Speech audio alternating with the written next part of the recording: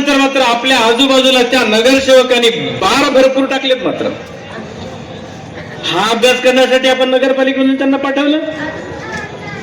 बरं, त्याही पलीकडं मागील 1.5 वर्षापूर्वी काँग्रेस आणि उभाटाचे सगळे नगरसेवक मिळून ताई बँकॉक आणि पटियाला गेले. आता बँकॉक आणि पटियाचा आणि हातगावचा काही संबंध लागतो का? यांचे अभ्यास दौरे. आता तुम्हाला हातगाववाल्यांना सर्वांना माहित आहे त्या बँकॉक पटियाच्या बाबतीमध्ये यांनी तामसा रोडला मात्र बँकॉक पटिया उभं केलं. यासाठी म्हणून आपण या काँग्रेसवाल्यांना निवडून दिले, अशा कारणासाठी आपण यांना निवडून दिले. आजही जनता सांगते की सुभाष वानखेडेच्या कार्यकाळामध्ये कॉन्क्रिटिंग रस्त्याचं नेटवर्क उभं राहिलं. 15 वर्षामध्ये त्या कॉन्क्रिटिंग रस्त्यावर कधी एक खडा सुद्धा टाकायची गरज नाही पडली. म्हणून आम्ही तुमच्या समोर उजळ माथ्यानं मतदान मागायसाठी येतोय आणि तुम्हाला देण्याचा तो अधिकार पण आहे, म्हणून आम्ही मागण्यासाठी येतोय. टाकायला जायचं, भांडं लपवायचं,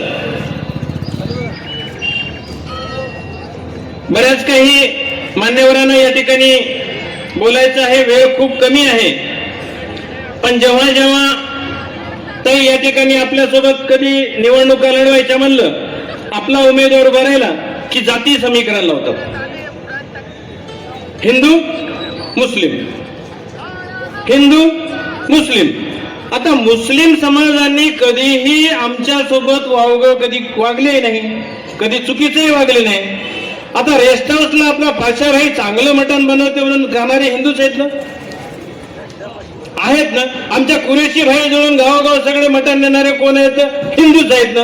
आमच्या शेतकऱ्याकडून हिंदू बांधवाकडून भाजीपाला आणणारे बागवान मुसलमानच आहेत ना. मग एवढं सुंदर प्रकारे आपण एकमेकांसोबत राहतो. मग निवडणुका आल्या की या काँग्रेसच्या डोक्यामध्ये वैकून द्यायचं की हिंदू आणि मुसलमान, अरे ये शिवसेनावाले हिंदू मुसलमानों को दूर लुटते हैं. पण त्याही पुढे जाऊन सांगतोय की मागच्या 15 वर्षापूर्वी सुभाष वानखेडे साहेब शिवसेनेचे आमदार असताना या हदगाव नगरी मधला पहिल्यांदा उपाध्यक्ष बनवला, तोही शिवसेनेचा भगवा रुमाल टाकून, तोही मुसलमानाचा. मुस्लिम बांधवासाठी या ठिकाणी त्या गोरगरिबांना त्यांचे लग्न व्हावे या उद्देशानं शादीखाना बांधला, तोही सुभाष वानखेडेंनी आणि शिवसेनेच्याच काळामध्ये. मग या काँग्रेसवाल्यांना तेव्हा कधी जाग नाही आली आमच्या मुसलमान बांधवासाठी कधी बांधावं म्हणून. 15 वर्षामध्ये त्यांनी काही केलं का?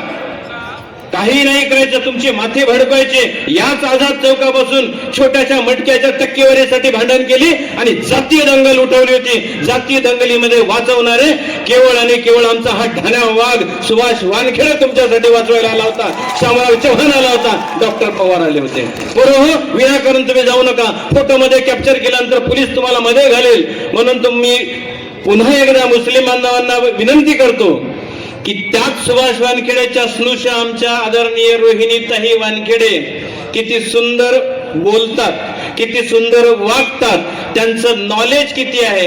हातगावच्या नगरपालिकेच्या भविष्यामध्ये उज्ज्वल आणि उज्ज्वल भविष्य तुमचं निर्माण करायचं असेल तर पुन्हा एकदा या हातगावचं नगराध्यक्षपद आमच्या रोहिणीताईच्या धनुष्यबाण या निशाणीवर भरभरून मताने तुम्ही उद्याच्या 2 तारखेला मतदान द्याल. त्यांच्यासोबत भाजपाचे कमळ या निशाणीवर आणि शिवसेनेचे उमेदवार सर्वच्या सर्व उद्याच्या 2 तारखेला तुमच्या हातामध्ये धनुष्यबाण आणि कमळ पेलण्याची एवढी मोठी ताकद येऊ की उद्याची नगरपालिका सर्व धर्म समभाव या उद्देशानं काम करत राहील. आणि त्याच पद्धतीने जो 25 वर्षापूर्वी विकास झाला तो भविष्यामध्ये 25 वर्ष होईल. कुठल्याही रस्त्याचं ऑडिट करण्याची गरज पडणार नाही. एवढी स्तुर्त सर्वांना विनंती करतो आणि स्तुर्त सर्वांची रजा घेतो. जय हिंद, जय महाराष्ट्र.